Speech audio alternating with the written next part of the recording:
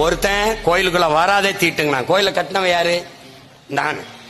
உள்ள கற்ப கிரகத்தை கட்டினவன் யாரு? நான் தான். சாரம் கட்டி தூக்கிட்டு போய் இறக்கி வச்சது யாரு? அதுவும் நான் தான். அப்ப நான் தொடும்போது செதுக்கும் போது உள்ள கொண்டு வைக்கும் போதெல்லாம் வராத தீட்டு. ஒரு கொஞ்சம் செம்ப வச்சுட்டு ஒரே சுக்லாமிரதம் கிளாமிரதம் மந்திரம் தெளிச்சவன நான் என்ன ஆயிட்டேன்? நான் தீட்டாயிட்டேன். நான் தொட்டு செதுக்கிய சிலை எப்படா எனக்கு தீட்டாச்சு? அவன் வெளியில நில்லுனா நான் நின்னேன். அங்கதான்டா எல்லாம் முடிஞ்சது. கோயில் நமக்கு வழிபாட்டு தலம் மட்டுமல்ல, வரலாற்று பேராவணம் என்பதையும் நினைவில் வைத்துக் கொள்ள வேண்டும். அந்த கோயில்களின் மதில் சுவர்களிலே தான் நம்முடைய வரலாற்று பேராவணம், கல்வெட்டுகள், குறிப்புகள் எல்லாமே இருக்கிறது.